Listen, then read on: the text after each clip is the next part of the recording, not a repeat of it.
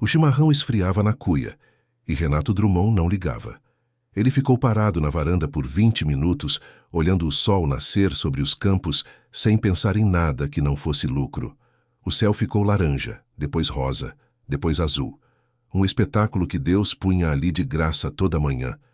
E ele só pensou que o pasto do fundo precisava ser rotacionado antes da seca. Os pinheiros no horizonte balançavam devagar com o vento das 6 da manhã, altos e escuros contra a claridade, e ele mal os viu. 40 anos, 1.200 hectares, gado de corte premiado, soja no talhão sul, 2 tratores novos e uma caminhonete que mal tinha poeira. Renato Drummond tinha tudo o que um homem podia querer. Por isso mesmo, não queria mais nada. Entrou na cozinha, jogou a cuia na pia e abriu o caderno de controle de gasto que ficava sobre a mesa. Nenhuma foto na parede, nenhum enfeite na bancada. A geladeira tinha queijo, mortadela, 3 ovos e uma bandeja de pinhão que Dona Celestina, a antiga cozinheira, havia deixado antes de ir embora na semana passada. Disse que ia cuidar da neta em Ponta Grossa, mas todo mundo na fazenda sabia que havia pedido demissão porque o patrão havia devolvido o almoço de volta para a panela, dizendo que estava salgado. Estava. Mas não era o sal o problema. O problema era que Renato Drummond não sabia falar com gente. Ele sabia falar com números. Sabia falar com juros e com prazo e com metros cúbicos de grão. Sabia dar ordem para o peão com 2 palavras e um olhar. Mas aquele negócio de agradecer, de perguntar como a família estava, de dizer que o almoço havia ficado bom, mesmo quando ficava só razoável, esse idioma ele nunca havia aprendido. E havia chegado à conclusão, lá pelos 35 anos, de que não havia motivo para aprender. Gado não pede conversa, terra não quer elogio, e dinheiro não precisa de afeto para crescer. Às 7 da manhã ele estava na porteira, esperando o carro que havia contratado pela agência de emprego de Guarapuava. Cozinheira nova. O anúncio dizia que ela tinha experiência em cozinha rural e precisava de moradia. Ele precisava de alguém que não deixasse o almoço esfriar e não fizesse perguntas. Parecia um acordo razoável. O carro que apareceu era um Gol branco de 2003, com o para-choque amarrado por um fio de arame. Um adesivo de girassol na janela traseira e um barulho no câmbio que anunciou a chegada com 500 metros de antecedência. Renato franziu o senho.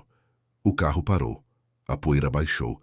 A mulher que desceu era mais nova do que ele esperava. 30 e poucos anos, cabelo castanho preso num coque, que havia batalhado a manhã toda para continuar preso, e estava perdendo.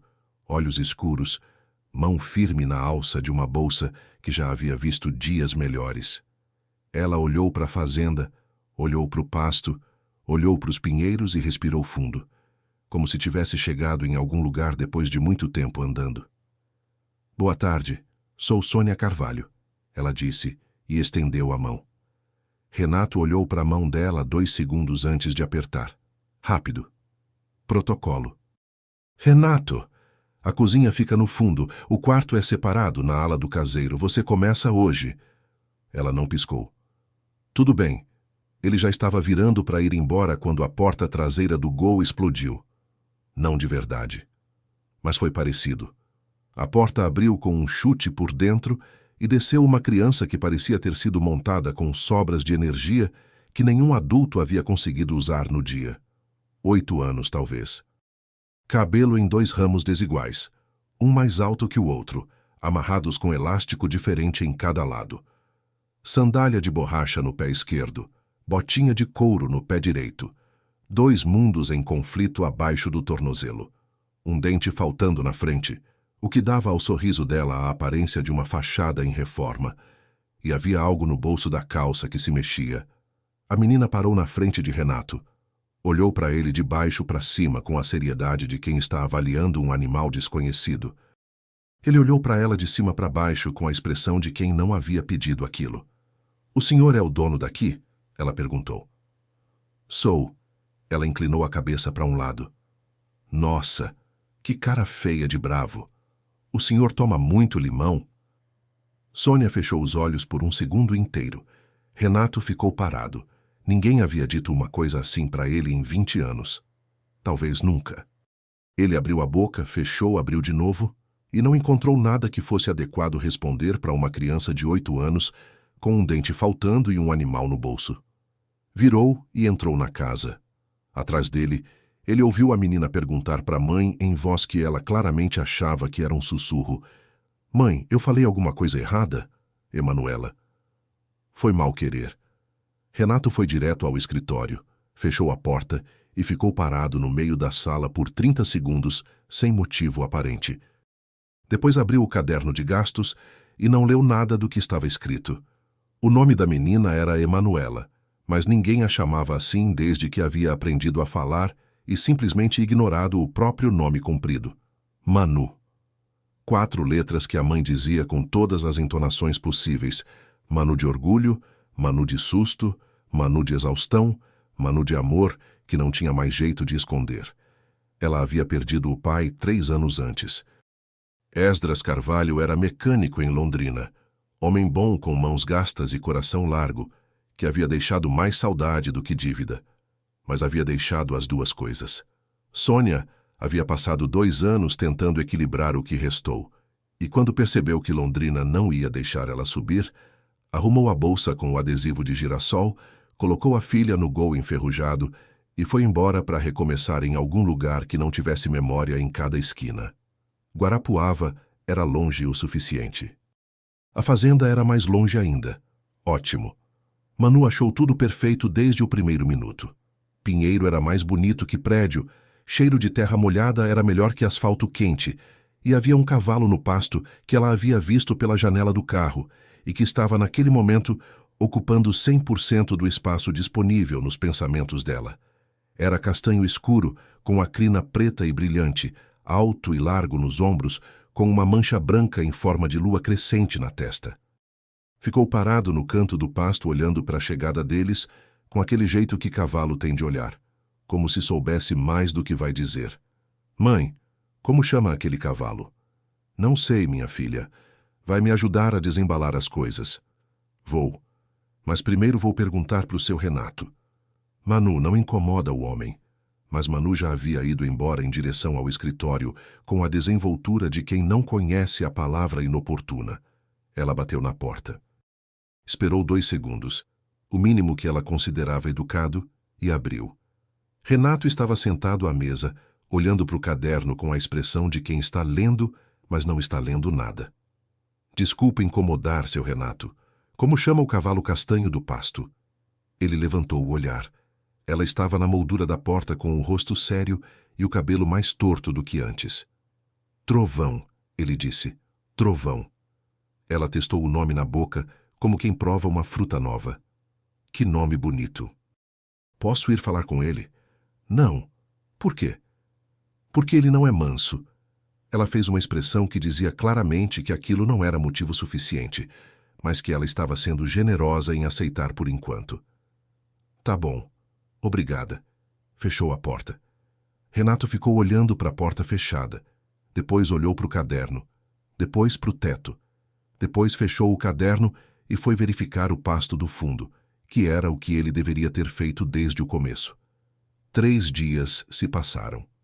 Renato admitia, só para si mesmo, nunca em voz alta, que a cozinha havia melhorado de um jeito que era difícil fingir que não havia notado.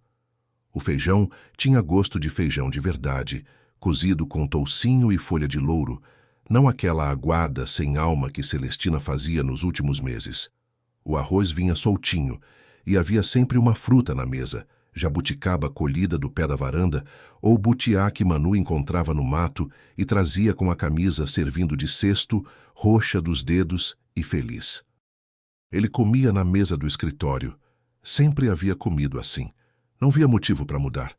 No 4º dia, passou pela janela da cozinha no fim da tarde e o cheiro o parou no meio do passo, como se alguém tivesse esticado uma corda invisível no caminho. Pinhão assado. Não qualquer pinhão. Pinhão na brasa, na panela velha furada que ficava no fundo da despensa, daquele jeito que faz a casca escurecer por fora e a semente amolecer por dentro até ficar quase adocicada. O cheiro espalhou pelo corredor da tarde e foi direto para algum lugar dentro dele que não era exatamente o estômago. Ele estava na varanda antes de perceber que havia decidido ir até lá. Sônia estava sentada num banquinho de madeira com a panela no chão entre os pés, virando os pinhões com um garfo, o rosto levemente rosado pelo calor das brasas. Ela levantou o olhar quando ele apareceu. Não se assustou. Renato olhou para a panela. Ficou em silêncio por um momento que poderia ter sido embaraçoso, mas que ele transformou em autoridade só por não piscar. Então pegou um pinhão da borda da panela, sem pedir, virou e foi embora. Sônia sorriu de costas. Um sorriso pequeno, quieto, que ela guardou só para ela. 30 segundos depois, Manu apareceu na porta com um pinhão estendido na mão aberta. Eu trouxe um para o senhor, ela disse para o corredor vazio. Ficou parada 1 segundo. Olhou para o pinhão. Olhou para o corredor. Foi embora já. Ela abaixou o braço e mordeu o pinhão. Mastigou, pensou. Mãe, tem diferença entre oferecer e pegar sem pedir? Tem muita diferença, minha filha. Achei que tinha. Ela ficou quieta por 30 segundos, o que era um recorde dela. Acho que vou deixar ele aprender no tempo dele. Sônia não respondeu, mas o sorriso voltou. Na sexta-feira à noite, Renato foi ao galpão velho. Era um hábito antigo que ele havia desenvolvido sem perceber. Todo sexta, quando o peso da semana ficava pesado demais para carregar só com trabalho, ele pegava o violão que ficava pendurado na parede, entre um arreio e uma peça de freio enferrujada, sentava no banco de madeira rústica e tocava. Não bem, não mal. Tocava. Modas de viola antigas que havia aprendido com um tio. Algumas músicas que havia composto aos 20 anos, quando ainda achava que ia ser diferente do que era. Nunca tinha deixado ninguém ouvir. Não porque fosse mau músico, mas porque tocar violão era a única coisa que ele fazia sem calcular resultado. Naquela noite, ele estava no meio da terceira música quando ouviu o barulho. Passinhos. Pequenos, descalços no chão de terra batida, tentando ser silenciosos e sendo exatamente o contrário disso. Ele parou de tocar. Silêncio. Ele esperou. Eu sei que você está aí, ele disse para o escuro da porta. Uma pausa longa. Depois a cabeça de Manu apareceu na fresta da porta com a expressão de quem não esperava que o plano fosse descoberto tão rápido. Eu estava passando. Às 9 da noite, descalça no galpão. Ela entrou devagar, olhando o espaço com aquela curiosidade de criança que inventaria um universo a partir de uma peça de freio enferrujada. Eu ouvi a música. Ficou bonita. Renato ficou em silêncio. As pessoas não costumavam dizer isso porque as pessoas nunca tinham ouvido. Vai pro quarto, ele disse. Posso ouvir mais uma? Não. Ela se sentou no chão com as pernas cruzadas, arrumando a posição como quem acabou de decidir que aquele era um ótimo lugar para ficar. Renato a olhou. Ela o olhou de volta com aquela expressão de completa inocência de quem não entende que desobedecer é um problema. Ele tocou mais uma música, depois outra.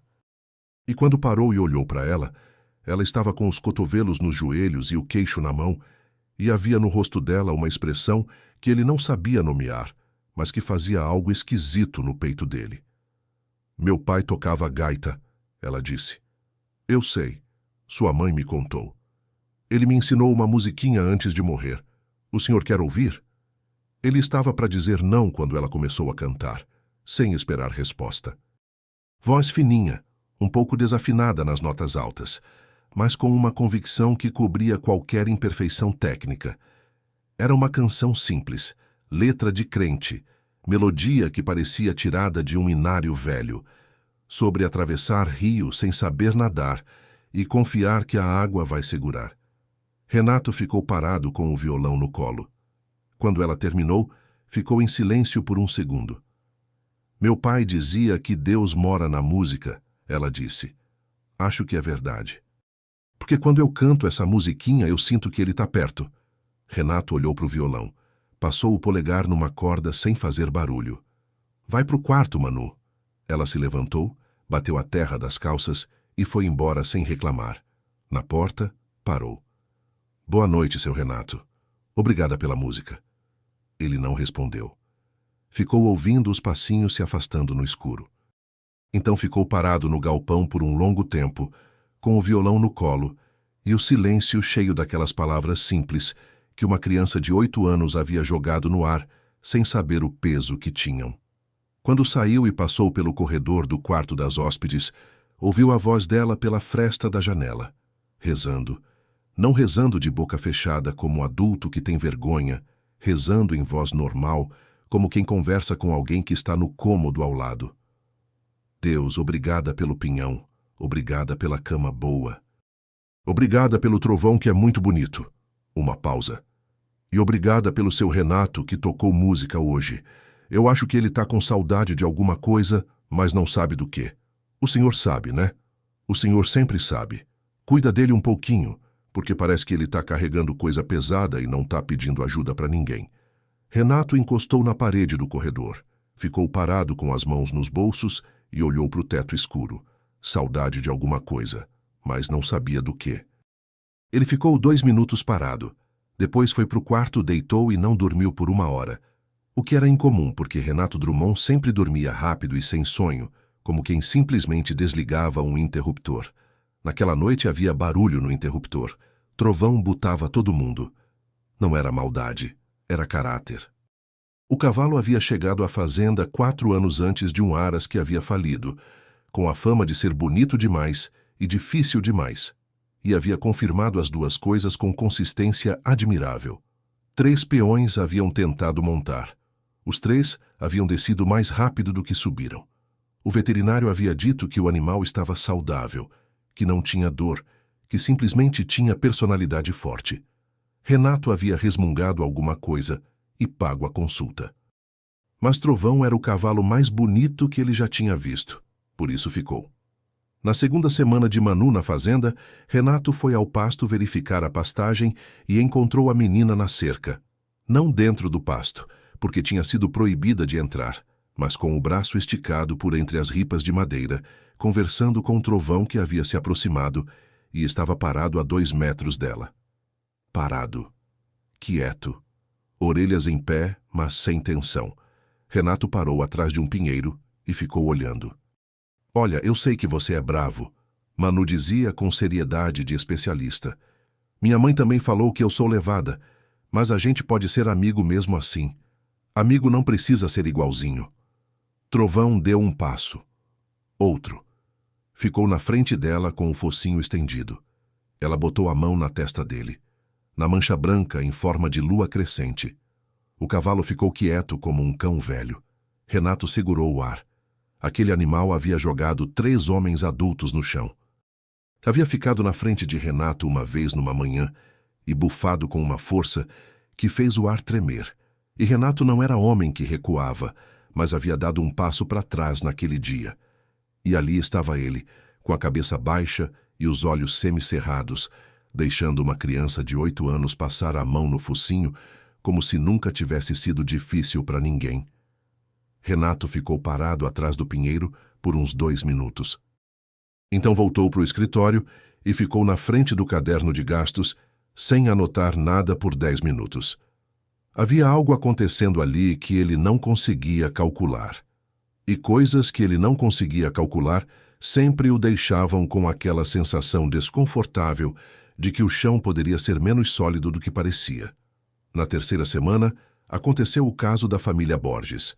Renato havia emprestado dinheiro 3 anos antes para o Adelino Borges, vizinho, pequeno produtor, homem bom, mas sem sorte com a safra. A dívida havia crescido com os juros, e agora valia mais do que a terra do Adelino valia. Um empresário de Curitiba havia aparecido fazendo proposta pela terra, sabendo que a dívida estava vencida, sabendo que Renato poderia executar. Era um negócio limpo no papel.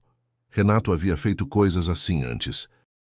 Ele estava no escritório com o papel na frente, quando ouviu a voz de Manu na varanda, do lado de fora da janela, falando com Sônia sobre o filho do Adelino, um menino de 6 anos que havia feito amizade com ela na cerca da divisa. O Joãozinho me contou que o pai dele está com medo, Manu dizia sem noção nenhuma do que estava alcançando com aquelas palavras, que eles podem ter que ir embora da casinha. Que a vaca deles chama Margarida, e eles vão ter que deixar a Margarida para trás se forem. Silêncio de Sônia. Mãe, Como uma pessoa deixa a vaca para trás? Às vezes as coisas são complicadas, minha filha. A Margarida não vai entender. Vaca não entende de complicado. Renato ficou parado com a caneta na mão. Ficou assim por um tempo. Dobrou o papel. Colocou na gaveta. Fechou a gaveta. Não era por causa da vaca. Não era exatamente. Mas havia algo naquela sequência de palavras. A casinha, o Joãozinho, a Margarida, que havia colocado o rosto humano numa coisa que ele havia mantido sendo só número. E Renato conseguia ignorar número. Rosto era mais difícil. Ele não assinou o papel naquele dia. Disse ao intermediário que ia pensar. O homem ficou surpreso. Renato Drummond não costumava pensar duas vezes nessas coisas. Sônia estava na cozinha quando ele passou. Ela não disse nada. Mas havia algo no jeito que ela ergueu o olhar que dizia que ela havia notado. Ele passou sem parar, mas havia notado que ela havia notado. A dor no peito começou discreta. Renato havia aprendido a ignorar o corpo com a mesma eficiência que ignorava tudo que não era produtivo. 40 anos de levantar às 4:30, de trabalho físico e mental pesado, de dormir menos do que deveria, o corpo reclamava às vezes e ele mandava o corpo trabalhar. Sempre havia funcionado. A dor no peito ele ignorou por 6 semanas. Foi Sônia que forçou a questão, de um jeito que só ela conseguia.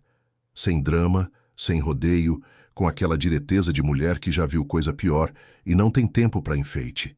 Ela havia notado que ele segurava o lado esquerdo do peito quando pensava que ninguém olhava. Havia notado que ele ficava sem fôlego subindo a loma que antes subia sem perceber. Havia notado que o chimarrão da manhã estava sendo tomado sentado na varanda em vez de em pé como sempre. Porque em pé, a tontura era pior.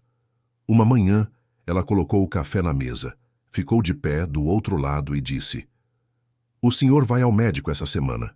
Ele levantou o olhar. "Não é pergunta", ela disse. "Eu sei que não é", ele respondeu, e a expressão dele era a de alguém que não gostou de ouvir e não tem argumento suficiente para rebater. "Não precisa de médico." "Precisa. Sônia." "Renato." Ela deu um passo para frente. "Eu perdi marido. Sei reconhecer quando alguém está fingindo que está bem." "Vai ao médico." Houve um silêncio. Ele olhou para o café. Ela não saiu do lugar. Ele foi na quinta-feira. Voltou com o resultado na sexta à tarde, num envelope fechado, e foi direto para o quarto.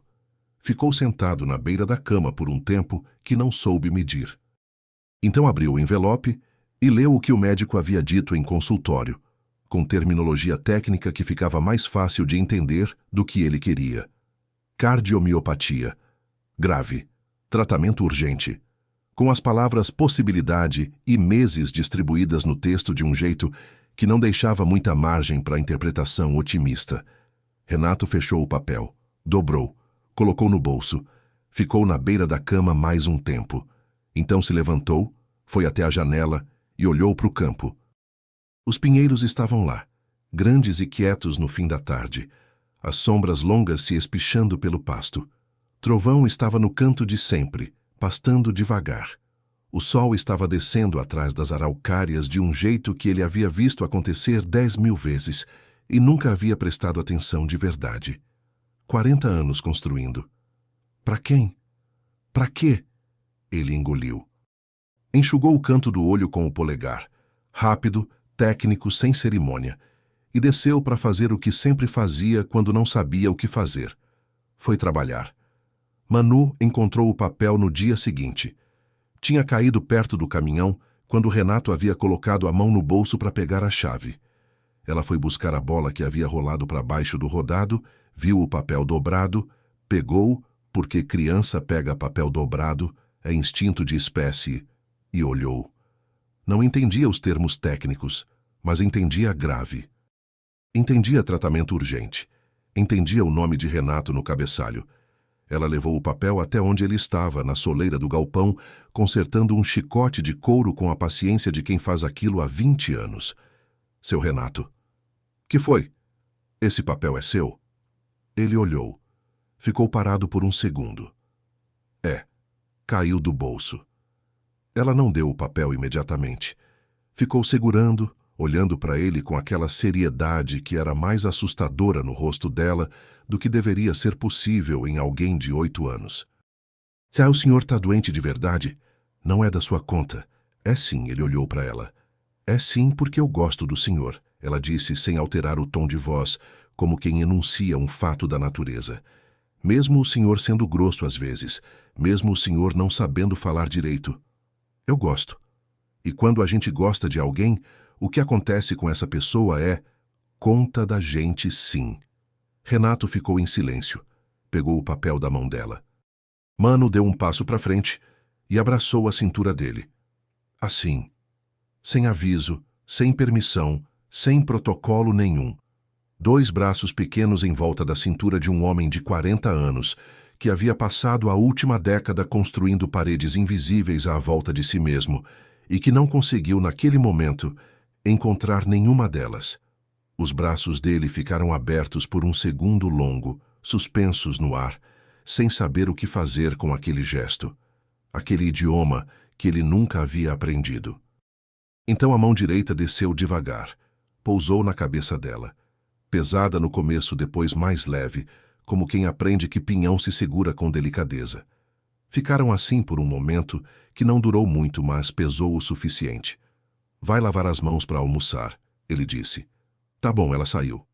Ele ficou de pé no galpão olhando o pátio de terra com a mão que havia tocado a cabeça dela, agora dentro do bolso. Sônia ficou sabendo naquela tarde. Criança não guarda segredo, não por maldade, mas porque segredo é uma informação que pede para ser colocada em algum lugar, e o lugar disponível era a mãe. Manu contou enquanto ajudava a descascar mandioca, com a mesma naturalidade de quem faz um relatório de fim de dia. Mãe, o seu Renato tá doente de verdade. Tem um papel. Sônia parou a faca. Onde você viu esse papel? Caiu do bolso dele, mas eu devolvi. E abracei ele. Manu, ele precisava, mãe. Dava para ver. Sônia ficou um tempo em silêncio, cortando mandioca. Depois lavou as mãos, fez um chá de erva cidreira, o chá que ela fazia quando as coisas ficavam sérias, e foi até o escritório. Bateu uma vez. Abriu sem esperar resposta. Renato estava sentado com o caderno aberto, mas o olhar no nada. Ela colocou a xícara na mesa sem cerimônia. Ficou de pé do outro lado. Eu sei, ela disse. Não vim com pena. Pena não serve para nada. Vim perguntar se o senhor quer ajuda ou prefere continuar se perdendo sozinho como vinha fazendo. Ele levantou o olhar. Havia algo nos olhos dele naquele momento. Não raiva, não frieza. Era outra coisa, mais funda, que ela reconheceu porque havia visto no espelho durante meses depois que Esdras foi. Eu não preciso de ajuda de ninguém, ele disse. Eu também disse isso. Ela cruzou os braços, tranquila. Deus me mandou uma filha e eu provei que era mentira minha. Silêncio. Isso não é comigo, ele disse. Não? Um homem sozinho num escritório sem uma foto na parede, com uma doença que precisa de tratamento e sem ninguém para sentar do lado. Isso não é com ninguém? A voz dela não era dura. Era o tipo de voz que não precisa ser dura porque o que ela carrega já tem peso suficiente. Renato ficou olhando para ela. Ela não desviou. Depois de um longo tempo, ele olhou para a xícara de chá. Erva cidreira. Minha mãe fazia. Ela não disse nada. Só ficou de pé um momento mais, deixando aquela palavra, mãe, ocupar o espaço do escritório onde nunca havia entrado uma antes. Depois saiu e fechou a porta com cuidado. Renato ficou olhando para a porta, depois para a xícara, depois para a janela, onde os pinheiros estavam ficando escuros contra o céu que ia fechando. Bebeu o chá. Era igual ao que a mãe fazia. Exatamente igual. E havia 8 anos que ele não havia tomado o chá de ninguém. A chuva chegou sem aviso na madrugada de uma quarta-feira, como costuma chegar no Paraná quando quer dizer algo sério. Renato acordou com o barulho no telhado de zinco do galpão e ficou deitado, ouvindo. A fazenda tinha sons diferentes quando chovia. O campo ficava mais vivo, mais cheiroso. Os pinheiros balançavam com um peso que de dia parecia impossível. Ele havia crescido ouvindo esse barulho. Havia sido uma das poucas coisas que o havia feito sentir pequeno de um jeito bom. Aquela sensação de que o mundo era grande e estava funcionando sem precisar de você. Levantou às 4:30, como sempre. Fez o chimarrão. Foi para a varanda. O campo estava encharcado e lindo. Ele ficou ali olhando até o sol aparecer, e por uma fração de segundo que ele não soube explicar depois, teve a sensação nítida de que estava desperdiçando aquilo. Não o campo, não a chuva. Algo mais sutil que campo e chuva, algo que estava acontecendo dentro da fazenda, dentro daquela rotina que havia começado a ter um cheiro diferente desde que uma mulher passou a fazer feijão de verdade e uma menina havia começado a deixar bilhetinhos dobrados embaixo da porta do escritório. O primeiro havia aparecido na segunda semana. Um papel de caderno dobrado em 4, com o nome dele escrito na frente com letra de criança em processo, grande, torta, confiante. Dentro com canetinha roxa. Seu Renato, bom dia. Eu deixei pinhão na sua janela porque hoje choveu e achei que pinhão na chuva é mais gostoso. Pode comer. Não é obrigado a agradecer, mas se quiser, pode. De Manu, a menina do cabelo torto. Ele havia lido, dobrado de volta, colocado na gaveta. O segundo bilhete chegou 3 dias depois. Seu Renato, eu vi o senhor olhando o trovão de longe hoje. Eu acho que o senhor gosta dele, mas não sabe como falar. Eu sou assim com matemática. A gente gosta, mas não sabe como. Beijo, Manu. PS. O trovão também gosta do senhor. Ele me contou. Renato havia ficado parado com aquele papel na mão por mais tempo do que era razoável. O terceiro bilhete havia chegado numa manhã em que ele havia sido mais seco do que o normal com todo mundo. A safra estava dando problema. Um peão havia quebrado o implemento novo e ele havia andado o dia inteiro com uma nuvem em cima que fazia as pessoas desviarem de caminho. À noite, o papel apareceu embaixo da porta. Seu Renato, eu acho que o senhor teve um dia difícil. Meu pai, quando tinha dia difícil, ficava igual o senhor, cara fechada e andava rápido. Minha mãe dava chá e beijava na testa e passava. Chá eu posso pedir para minha mãe fazer. Beijo na testa, não sei se o senhor ia gostar. Boa noite, Manu. Renato havia lido 3 vezes. Havia ficado em silêncio, olhando para o papel por um tempo. Havia dobrado e colocado na gaveta com os outros. Não havia respondido nenhum. Não havia comentado. Quando cruzava com Manu no corredor ou no pátio, não mencionava. Ela também não mencionava. Os bilhetes eram dela. Eram um ato unilateral e generoso de uma criança que havia decidido que aquele homem precisava receber coisa escrita, e ela cumpria o ato sem cobrar retorno. Mas os papéis ficavam na gaveta, dobrados, guardados. O episódio do touro aconteceu numa tarde de sol forte, sem aviso. Renato havia mandado separar o touro novo do rebanho para inspeção sanitária, e alguma coisa havia dado errado no manejo. O animal entrou em pânico, quebrou a trave da porteira e saiu pelo corredor lateral da fazenda com um peso e uma velocidade que faziam o chão tremer. Sônia estava no corredor lateral naquele exato momento, voltando do varal com uma bacia de roupa seca, de costas para o animal. Manu estava 5 metros à frente dela, agachada no chão mexendo em alguma coisa que havia encontrado. Uma pedra, um inseto, algum dos tesouros invisíveis que só criança de 8 anos consegue enxergar no chão. O touro dobrou o corredor. Renato estava na porteira quando ouviu o barulho e viu. Calculou distância, velocidade, posição e saiu correndo antes de terminar de calcular. Ele gritou o nome de Sônia. Ela virou, viu o animal, a bacia voou. Renato chegou nela antes que ela pudesse sair do caminho. Colocou o corpo entre ela e o touro, empurrou ela para a lateral contra a parede do barracão e ficou de frente para o animal com o braço aberto, a voz grave e a postura de quem havia crescido com gado e sabia que medo era a única coisa que não podia mostrar. O touro desacelerou, bufou. O chão estava com um cheiro de adrenalina. Renato ficou parado, braço aberto, voz baixa e firme, dizendo o nada específico que se diz para animal grande em pânico. Uma sequência de sons graves e constantes que não significam palavra, mas significam presença. O touro bufou de novo, virou e foi embora pelo corredor aberto. 2 peões chegaram correndo 30 segundos depois, laço na mão, e controlaram o animal. Renato ficou onde estava por um momento. O coração batia mais rápido do que devia, mais rápido do que o esforço físico justificava, e ele sabia o motivo. Então, virou. Sônia estava com as costas na parede do barracão, a bacia de roupa no chão, a roupa espalhada na lama. Ela olhava para ele com uma expressão que ele não soube identificar imediatamente. Não era susto. O susto já havia passado. Era outra coisa, mais funda. Manu estava parada a 3 metros, segurando a pedrinha que havia achado, olhando para a cena com os olhos arregalados. "O senhor", ela disse devagar, como quem está processando. "O senhor veio correndo." Renato olhou para ela, não disse nada. "O senhor veio correndo para proteger a minha mãe. O touro poderia machucar alguém", ele disse, com a voz que usava para explicar procedimento de fazenda. "Mas o senhor escolheu ficar na frente em vez de desviar." Silêncio. "Manu", Sônia disse, a voz ainda um pouco diferente do normal. "Eu tô falando a verdade", a menina disse.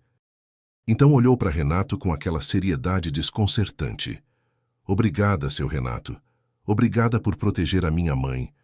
E foi buscar a roupa que havia caído na lama, peça por peça, com a naturalidade de quem encerra um assunto importante e passa para o próximo.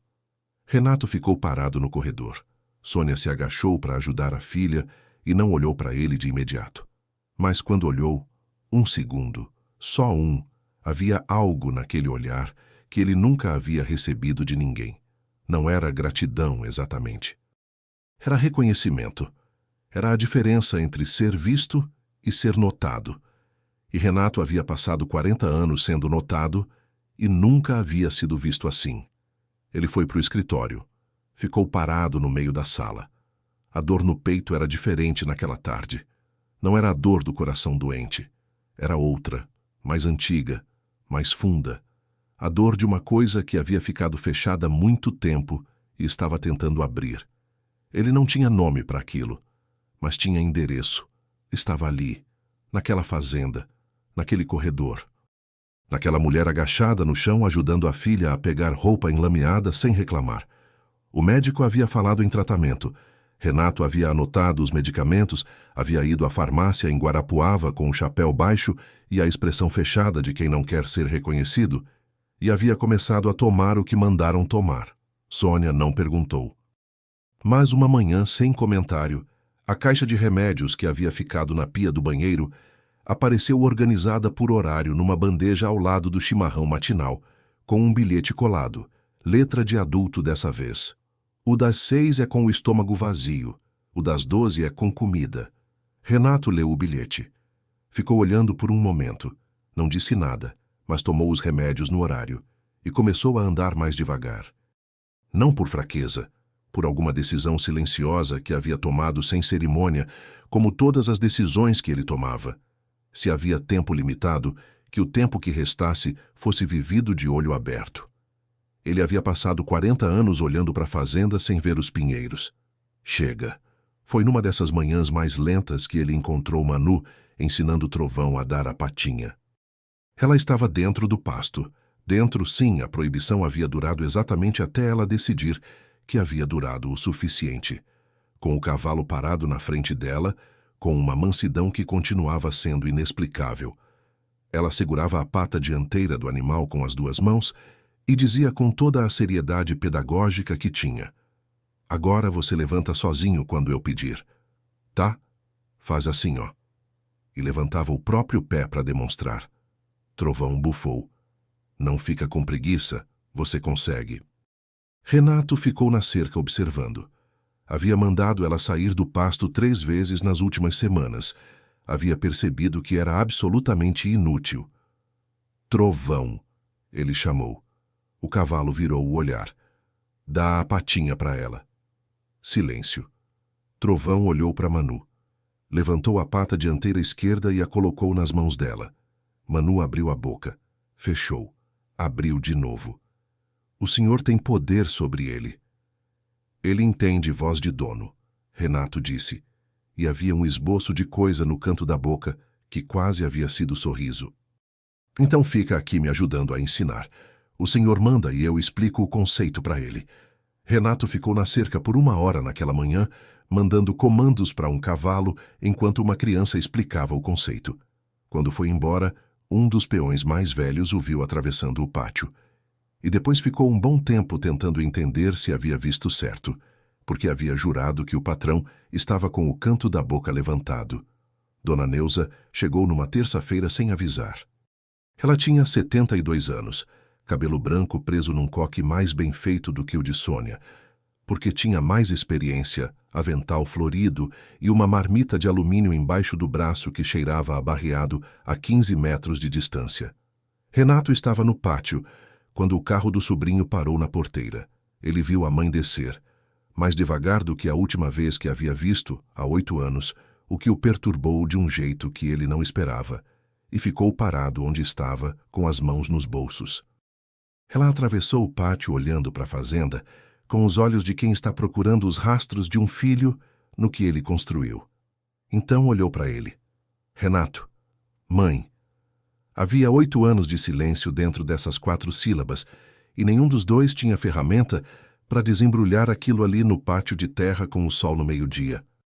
Foi quando a porta da cozinha abriu e Manu apareceu com a boca cheia de jabuticaba, roxa dos lábios, e parou na soleira olhando para Dona Neuza com a expressão de quem encontra um tesouro no lugar onde não esperava.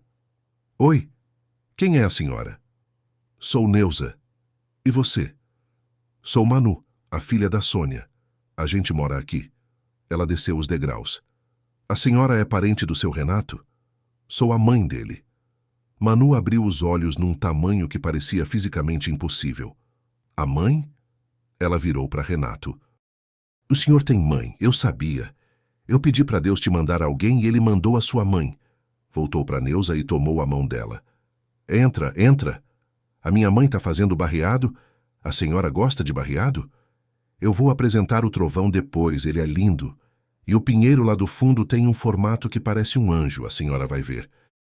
Dona Neuza olhou para a filha de Sônia, essa criança de cabelo torto e boca roxa que havia tomado sua mão como se fossem conhecidas de longa data, e algo no rosto dela desfez. Ela riu. Um riso de avó que não esperava rir naquele dia. Renato olhou para a cena sem saber o que fazer com o que estava sentindo. Sônia apareceu na porta da cozinha, avental na mão, e viu a situação. Olhou para Renato por um segundo, aquele olhar que já era uma linguagem entre eles densa de coisas não ditas, e foi receber Dona Neuza com a naturalidade de quem recebe família. Porque era isso, o dom de Sônia. Ela tratava como família o que ainda não era, e de alguma forma isso tornava as coisas família antes do tempo. O seu Arthur chegou mais tarde, com o sobrinho que havia voltado buscá-lo. 76 anos, mais quieto do que Neuza, com as mãos de trabalhador rural que não se transformam mesmo quando a pessoa para de trabalhar. Desceu do carro devagar e ficou no pátio olhando para o filho com a distância de 8 anos entre eles. Manu estava presente, inevitavelmente. Esse é o seu Arthur? Ela perguntou para ninguém em específico. Esse é o vô? Não sou vô de ninguém, menina, Arthur disse, com a rispidez afetiva do homem rural que não sabe elogiar. Ainda, ela disse com uma certeza tranquila que fez Neuza engolir o riso. Vem que eu vou te apresentar o trovão. Ela tomou a mão do velho sem pedir licença. Trovão, esse é o vô Arthur. Vô Arthur, esse é o trovão. Vocês vão se dar bem, eu já sei. Arthur ficou sendo conduzido por uma criança de 8 anos em direção ao pasto, com a expressão de quem não entende muito bem o que aconteceu, mas que vai junto de qualquer forma. Renato viu o pai se afastar na mão da menina. A nuca do pai, a mesma nuca que havia se voltado para ele tantas vezes em discussões que nenhum dos dois havia conseguido vencer, estava agora curvada para escutar o que Manu estava explicando sobre cavalos e temperamento e como o trovão era difícil com todo mundo, mas não com ela. Havia algo sagrado naquela imagem. Ele não teria sabido dizer por quê. O almoço aconteceu em volta da mesa grande da cozinha, a mesa que havia ficado vazia desde que a fazenda era fazenda, que havia servido nos últimos meses só para ele comer sozinho os pratos que levava do balcão. Sônia pôs a panela de barreado no centro.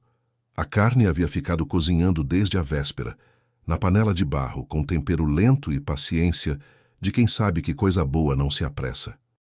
O cheiro que saiu quando ela tirou a tampa era o tipo de cheiro que faz adulto ficar criança por um segundo. Manu serviu o arroz. Derrubou um pouco. Pediu desculpa para a panela. Dona Neuza disse que o barreado estava perfeito. Sônia disse que era a receita da avó dela, de Morretes. E as duas mulheres começaram uma conversa sobre tempero e memória, que é o idioma que mulheres de certa geração falam quando querem dizer que se reconheceram. Seu Arthur comeu em silêncio, o que era o jeito dele de dizer que estava bem. Renato estava sentado na cabeceira da mesa, a cadeira que sempre tinha sido dele, a única que usava, e olhou em volta uma vez só, rápido, como quem não quer ser pego olhando. A mesa tinha gente, tinha barulho, tinha o vapor do barreado e o cheiro de erva mate do chimarrão que Manu havia pedido para aprender a fazer e havia ficado forte demais e ninguém tinha coragem de dizer. Aquilo era família. Ele nunca havia conseguido morar nessa palavra. Havia saído dela aos 22 anos com a certeza de que era grande demais para precisar de casa. Havia construído tudo sozinho como prova de que podia. Havia ganho a briga da herança. Havia comprado a parte dos irmãos. Havia erguido os silos novos e plantado a soja e premiado o gado. E havia ficado sozinho em volta de uma mesa que não precisava ser grande, porque nunca tinha ninguém sentado nela. Manu estava do lado dele. Ela havia puxado a cadeira para perto sem pedir licença. Ela nunca pedia licença. Era uma característica de caráter. E estava comendo com uma concentração séria, porque barreado exigia respeito. Então parou. Olhou para ele. Você tá feliz, seu Renato? A pergunta caiu no meio da mesa como uma pedra em água parada. Neuza prendeu um sorriso. Arthur mastigou mais devagar. Renato olhou para a menina. Tô comendo. Eu sei. Mas você tá feliz? Ele ficou em silêncio por um momento. Olhou para o prato. Mas se tô, ele disse. E depois de uma pausa que durou exatamente o tempo que levou para ele acreditar, tô sim. Manu assentiu com a cabeça, com a satisfação de quem conferiu uma conta e o resultado estava certo. Eu sabia, ela disse, e voltou para o barreado. A noite chegou devagar sobre a fazenda. Sônia havia lavado a louça com Neuza do lado. As duas conversando em voz baixa, com o conforto de mulheres que descobriram que têm mais em comum do que o espaço ao redor de um homem difícil. Manu havia adormecido no sofá da sala com a cabeça no colo de Dona Neuza antes de perceber que havia adormecido, o que era o jeito que ela sempre dormia, no meio da vida, sem cerimônia. Seu Arthur estava sentado na varanda quando Renato foi até lá. Havia uma lua boa. A noite estava fria do jeito que noite de Guarapuava fica em tempo seco, e os grilos faziam aquele barulho que é o som que o silêncio do campo usa quando não quer ser chamado de silêncio. Renato ficou de pé ao lado do pai por um tempo. Apoiou os cotovelos na mureta da varanda. Olhou para o pasto. Trovão estava quieto no fundo, escuro contra o azul da noite. Arthur tinha as mãos no colo. Não disse nada. Eram dois homens do mesmo jeito, o jeito de não saber começar. E ficaram assim um tempo com o barulho dos grilos fazendo o trabalho de preencher o que as palavras não conseguiam. Foi Arthur quem falou primeiro. Essa fazenda ficou bonita, ele disse. Voz baixa, áspera como madeira velha. Trabalhei muito, Renato disse. Eu sei. Sempre soube que você ia trabalhar muito. Pausa. Isso não era o problema. Renato ficou em silêncio. O problema era que eu não sabia te dizer isso em vida. Que eu sabia. O velho olhou para o campo. Fiz coisa errada com você, meu filho. Na briga da herança, antes, depois. Fiz errado em mais coisa do que você fez comigo. O campo ficou quieto por um momento. Até os grilos pareceram dar espaço. Renato bateu devagar com o punho fechado na mureta de madeira. Uma vez. Duas. O jeito que bate homem que está segurando coisa demais e precisa colocar em algum lugar que não seja o rosto de ninguém. Eu também, pai. 4 palavras. 8 anos. Arthur colocou a mão no ombro do filho. Aquela mão de trabalhador rural que havia ensinado Renato a segurar arreio, a bater cerca, a entender gado, a fazer tudo menos conversar, e deixou lá por um momento. Renato não recuou. Não foi o que faria 2 meses antes. Ficaram assim pai e filho, na varanda de uma fazenda construída entre eles e, apesar deles, olhando para o mesmo pasto com o mesmo sangue e a mesma dificuldade com palavras que finalmente havia servido para alguma coisa, porque havia gerado o silêncio certo, no momento certo, com a mão certa no ombro certo. Lá de dentro, Dona Neuza olhou pela janela e viu os dois na varanda. Fechou os olhos, abriu. Abençoou em silêncio o que Deus levou 8 anos para costurar. Sônia encontrou os bilhetes numa manhã de sábado. Estava organizando o escritório, tarefa que Renato havia cedido a ela com a relutância de quem entrega o mapa do cofre, mas que havia sido necessária quando ele começou o tratamento com mais frequência e os papéis foram se acumulando sem sistema. Ela separava documento, organizava pasta e abriu a gaveta inferior da mesa para ver o que havia lá. Encontrou os bilhetes, dobrados, todos. Com o mesmo cuidado, não jogados, não amassados, não esquecidos. Dobrados e colocados juntos em ordem, como quem guarda correspondência importante. Ela contou 7. Reconheceu a letra da filha no primeiro papel que desdobrou, a canetinha roxa, a letra grande e confiante. Leu os 7. Ficou sentada na cadeira do escritório por um tempo com os bilhetes na mão. Pelo escritório sem foto na parede, na fazenda de 1.200 hectares, no silêncio da manhã de sábado em que Renato havia ido com os peões verificar o limite norte e Manu havia ido com Dona Neuza, que havia ficado a semana toda, colher jabuticaba no pé da varanda. Ela redobrou cada bilhete com o mesmo cuidado com que havia encontrado. Colocou de volta na gaveta. Fechou. Ficou com a mão sobre a madeira da gaveta por um segundo. Havia uma linguagem que ela não havia entendido direito até aquele momento. Havia imaginado que Renato era o tipo de homem que recebia e descartava, que pegava o pinhão sem agradecer e seguia em frente sem olhar para trás. Havia se enganado. O homem que descartava não guardava 7 bilhetes de criança em ordem na gaveta. O homem que não sentia não preservava papéis com letra roxa, como se fossem escritura de terra. Renato Drummond não havia aprendido a receber, mas havia aprendido a guardar. E às vezes guardar é o que o amor faz quando ainda não sabe o próprio nome. Ele voltou do campo ao meio-dia com poeira nas botas e o sol queimado no rosto, e Sônia estava na varanda com 2 chimarrões. 2, um para ela, um para ele.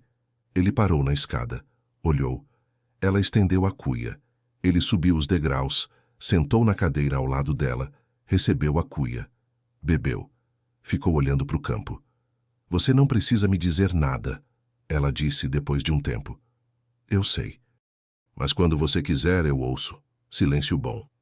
O tipo que só existe entre pessoas que já passaram do protocolo. Minha mãe vai embora segunda, ele disse. Eu sei. Acho que... Ele parou. Olhou para a cuia. Acho que não quero que ela vá. A voz saiu mais quieta do que ele pretendia. É esquisito isso. Não é esquisito. É você. Ele olhou para ela. O você que sempre existiu, ela disse, sem drama, sem eloquência desnecessária. Antes de você decidir que não precisava de ninguém. Ele ficou com aquela frase. Ficou um tempo. Sônia. Eu guardei os bilhetes. Ela não fingiu que não sabia. Olhou para ele. Eu sei, ela disse. Ele assentiu. Devolveu a cuia. Levantou. Parou na porta. Obrigada pelo chimarrão. 2 palavras novas nessa sequência. Ele havia tomado o chimarrão de 1000 manhãs sozinho sem agradecer a ninguém, porque não havia ninguém. Agradecer era um músculo que havia atrofiado. Estava aprendendo a usar de novo, devagar, com a dor que músculo atrofiado dá quando começa a trabalhar. Ela não respondeu, mas o sorriso de costas voltou. Aquele sorriso pequeno, quieto, só dela. Na segunda de manhã cedo, antes de o sobrinho chegar com o carro, Dona Neuza estava arrumando a mala no quarto, quando Renato bateu na porta. Ela disse, entra. Ele entrou. Ficou de pé no meio do quarto com o chapéu na mão, o chapéu de palha que ele usava no campo, que ele segurava quando não sabia o que fazer com as mãos. Mãe, meu filho. Ele olhou para o chão, olhou para ela. O quarto estava com a luz da manhã, clara e fria, e sua mãe estava ali com 72 anos, e o coque branco e o avental florido, e olhos que havia herdado para ele, e que ele havia usado 40 anos para olhar para coisas que valiam dinheiro. Eu errei, ele disse, na briga, antes, depois. Eu errei em ficar 8 anos sem aparecer. Eu errei em deixar o orgulho ser maior que você e que o pai. Ela não disse nada. Ficou de pé com as mãos juntas. Não sei se tem jeito de compensar 8 anos, ele continuou, mas quero tentar se vocês deixarem. Neuza cruzou o quarto em 3 passos, rápido para uma mulher de 72 anos, com a velocidade de quem guardou aquele abraço por muito tempo e não vai caminhar devagar agora que tem permissão. E abraçou o filho. Ele era 40 centímetros mais alto. Ela chegava no peito dele, mas ela o abraçou com uma firmeza que não tinha proporção com o tamanho, e ele ficou com os braços em volta dela, sentindo o cheiro de erva mate e sabonete de alfazema, que era o cheiro da infância inteira. Seus ombros desceram. Não deu para ver porque ele estava de costas para a porta. Mas Manu estava na fresta da porta, inevitavelmente, e ela viu. E pela primeira vez, desde que havia chegado naquela fazenda, ela ficou completamente quieta, os pés no lugar, sem um comentário, sem uma pergunta. Porque havia certas coisas que até Manu sabia que não precisavam de palavra. Ela fechou a porta devagar, foi até o pátio, ficou um tempo parada, olhando para o campo. Então falou em voz baixa, pro vento, pro jeito que ela falava com Deus quando não precisava de testemunha. Obrigada. Eu sabia que o senhor ia dar um jeito. 3 semanas depois, chegou o resultado dos novos exames. O especialista de Curitiba era jovem, objetivo, daquele tipo que olha para o prontuário e para o paciente na mesma proporção. Renato foi sozinho, havia pedido para ir sozinho, e Sônia havia respeitado sem discutir. Só havia colocado o horário do remédio num papel dobrado no bolso dele, sem que ele pedisse. O médico abriu o arquivo, explicou. Usou palavras técnicas que Renato acompanhou, porque havia pesquisado cada uma delas nas últimas semanas, lendo, aprendendo, entendendo a própria máquina, com o interesse tardio de quem descobre que a máquina importa. O quadro havia respondido ao tratamento. Melhor do que o esperado. Ainda era sério. Seria sempre sério, aquele tipo de coisa não vira página limpa. Exige cuidado permanente, mudança real. Não é promessa de eterno. Mas não era mais a sentença que parecia ser naquele primeiro envelope dobrado. Era uma batalha, que podia ser vencida. Com disciplina, com acompanhamento, com... O médico havia usado exatamente essa palavra, propósito. Pessoas com propósito respondem melhor ao tratamento. Era dado, não poesia. O médico era objetivo demais para a poesia. Renato voltou dirigindo devagar na estrada do Paraná, as araucárias passando de cada lado como uma guarda de honra escura contra o céu de fim de tarde. Parou numa curva que tinha uma vista longa sobre o campo. Desceu do carro, ficou ali. O vento tinha o cheiro de terra e de pinheiro e de algo que podia ser chuva chegando mais tarde. O campo ficava largo e quieto, até onde a vista alcançava. E do outro lado do horizonte havia mais campo, e além era Guarapuava, e além era Curitiba, e além era o Brasil inteiro vivo e barulhento e alheio. Mas ali, naquele ponto da curva, era só o campo e o vento e ele. Ele havia quase saído. Havia ficado naquela beira, olhando para o outro lado sem perceber, e havia sido puxado de volta, não por milagre de véu e trombeta, não do jeito que aparece em história inventada para emocionar.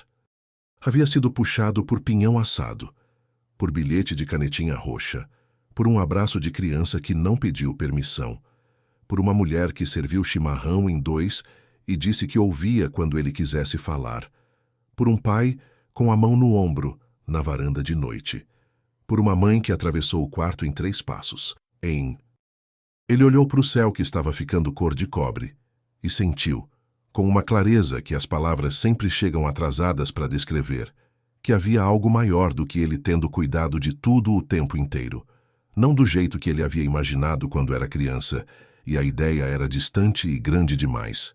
Do jeito real, do jeito que se esconde dentro do cotidiano, dentro do chá de erva cidreira e da oração em voz alta e do bilhete dobrado na gaveta e da mão do pai no ombro. Ele não era homem de muita fala religiosa. Nunca havia sido. Mas ali, naquela curva com o vento no rosto, tirou o chapéu. Ficou um momento assim, em silêncio, com o chapéu no peito. Depois voltou para o carro e foi para a fazenda. A festa junina da cidade pequena era no último sábado de junho.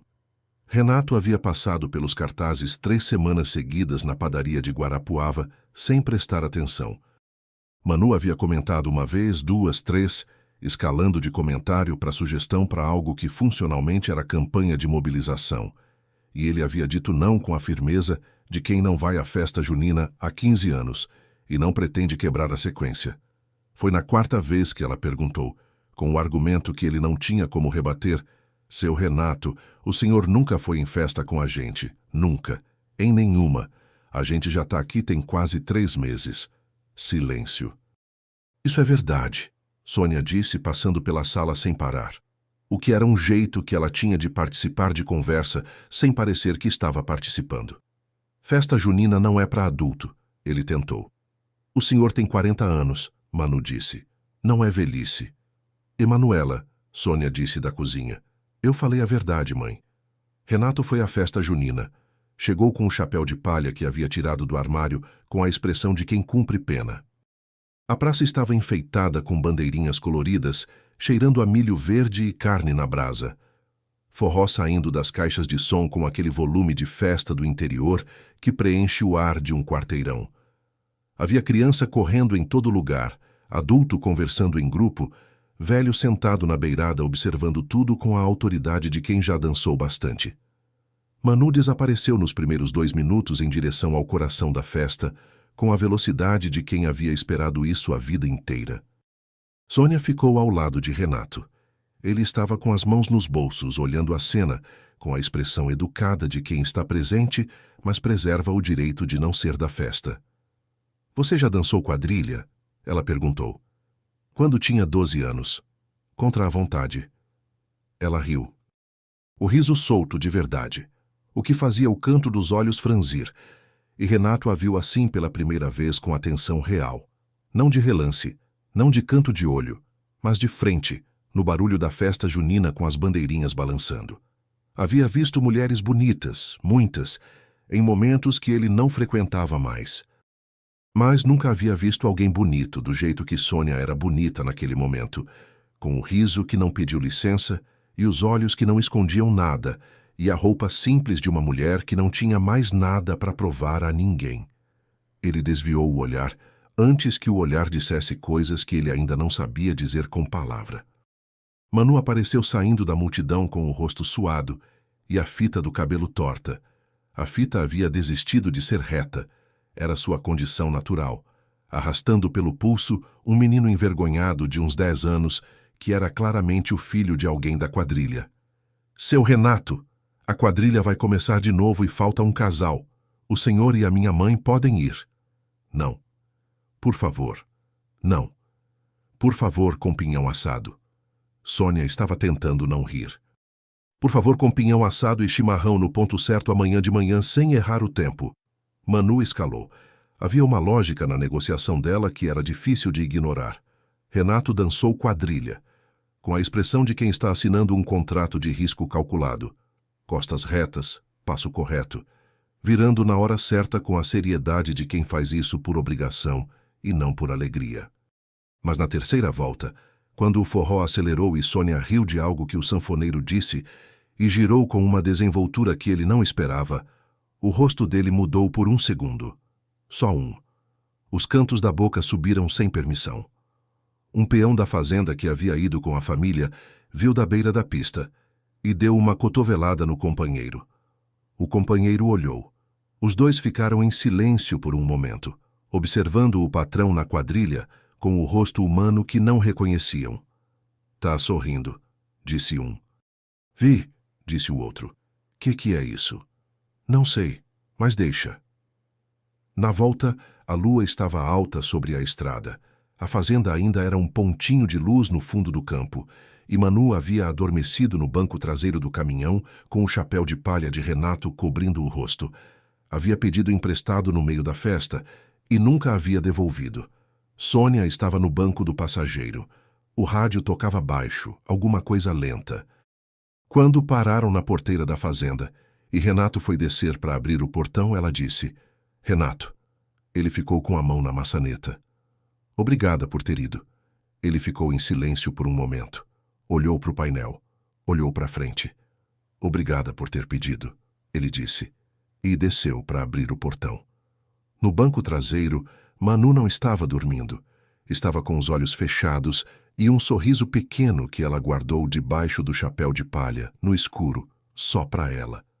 3 dias depois, ao entardecer, Renato foi até o estábulo.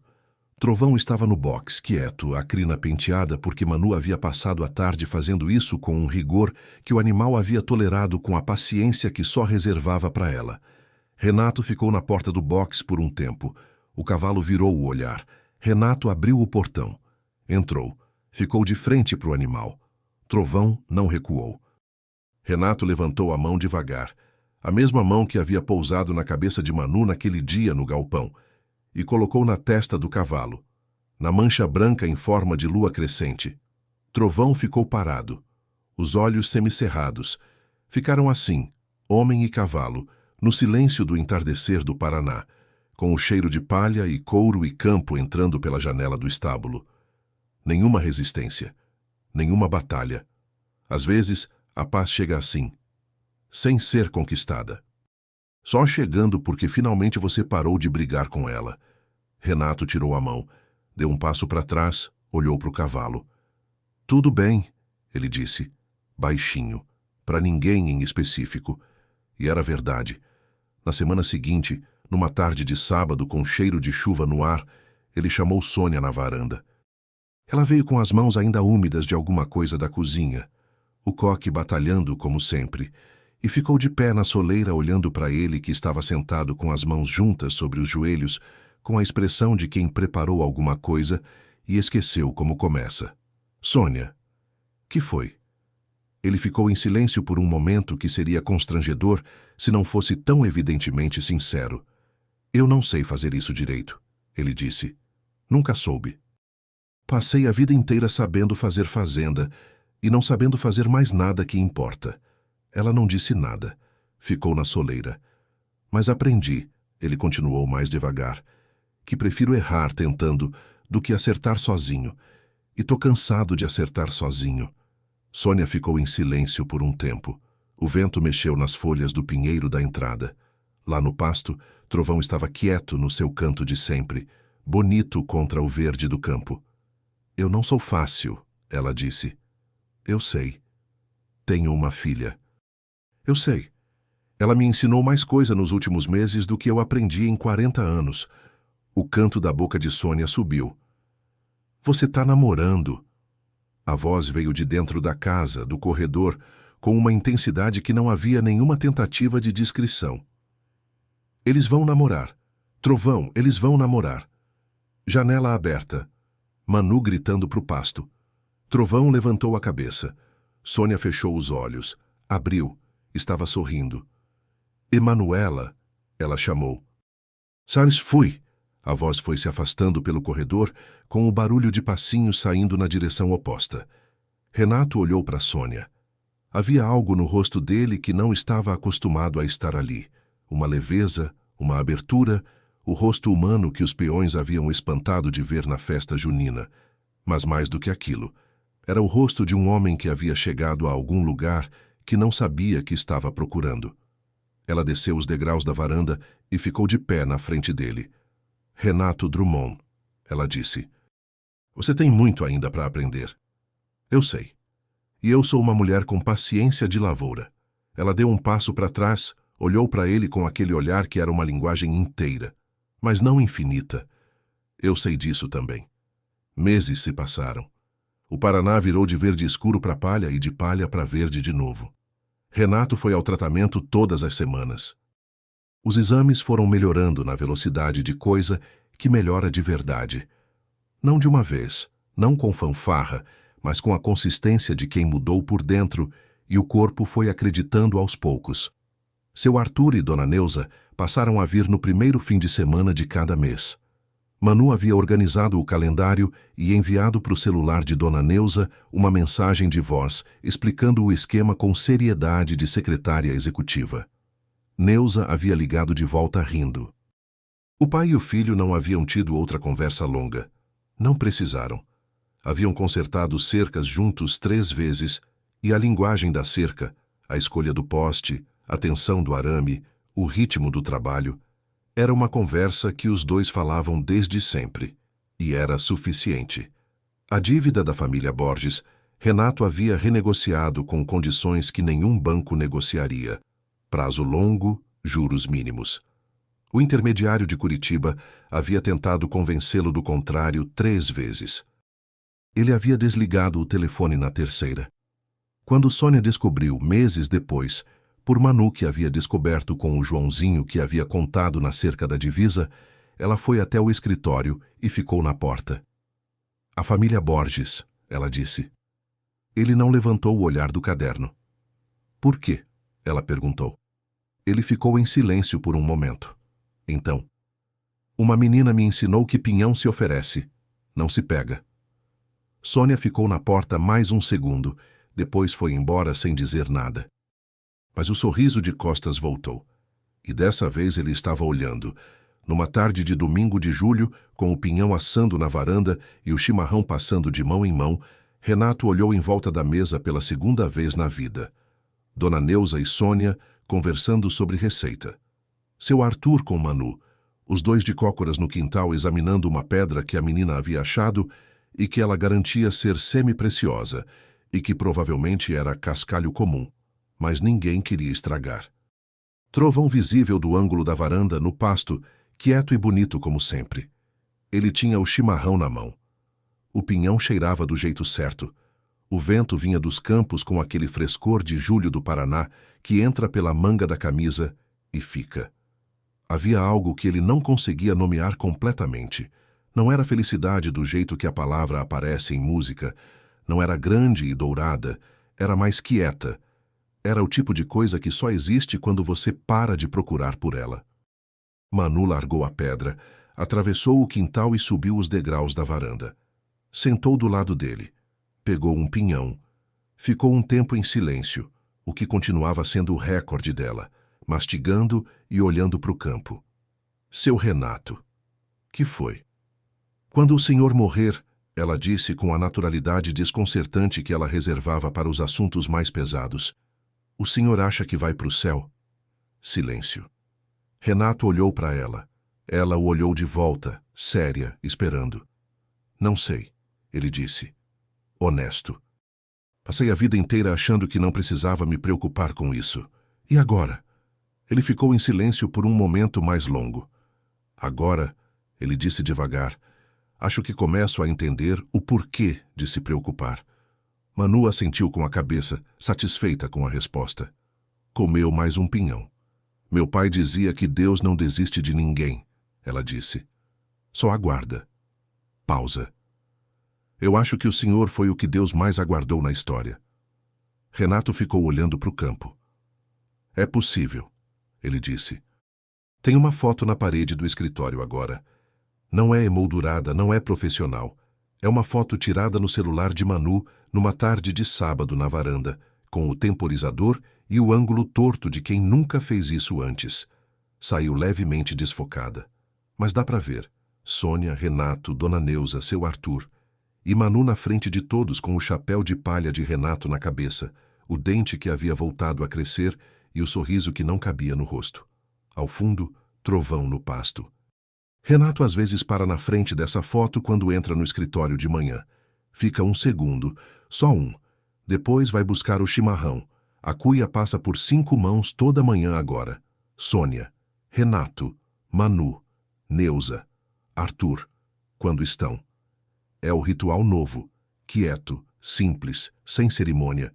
E Renato Drummond, que construiu 1.200 hectares sozinho e nunca havia precisado de ninguém, aprende toda manhã, cuia por cuia, que o que ele construiu de verdade não tem escritura lavrada em cartório. Não tem preço por hectare, não aparece em caderno de gasto, mas está ali, naquele barulho, naquele calor, naquela menina que levanta de manhã e, antes de qualquer coisa, pergunta se Deus também toma chimarrão. Talvez você já saiba o que ele responde agora, ou talvez seja você quem decide. Não precisamos de mais tempo, precisamos fazer mais com o tempo que temos. Renato Drummond aprendeu isso tarde, mas aprendeu. E isso, pergunta para Manu, já é milagre suficiente.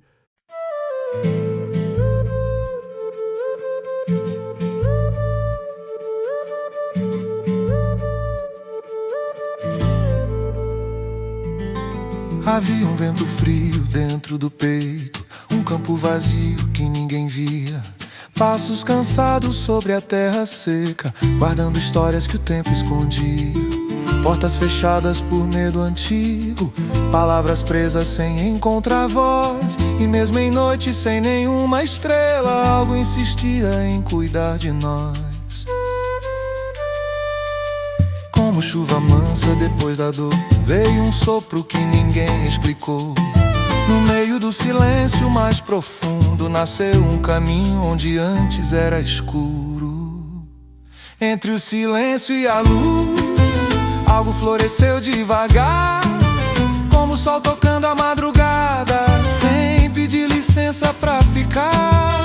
Entre cicatrizes e fé, aprendi a respirar, que até o coração mais ferido ainda sabe amar.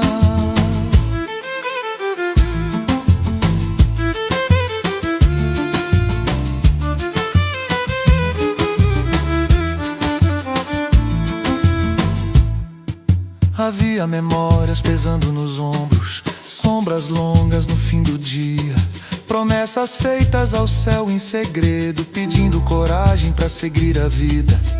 No chão batido ficaram marcas de passos que quase desistiram, mas mesmo quando tudo parecia perdido, novos horizontes surgiram.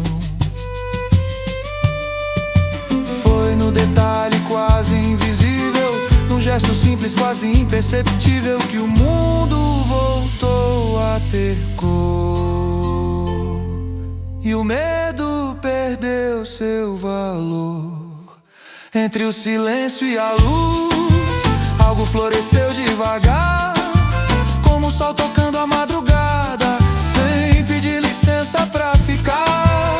Entre cicatrizes e fé, aprendi a respirar, que até o coração mais ferido ainda sabe amar.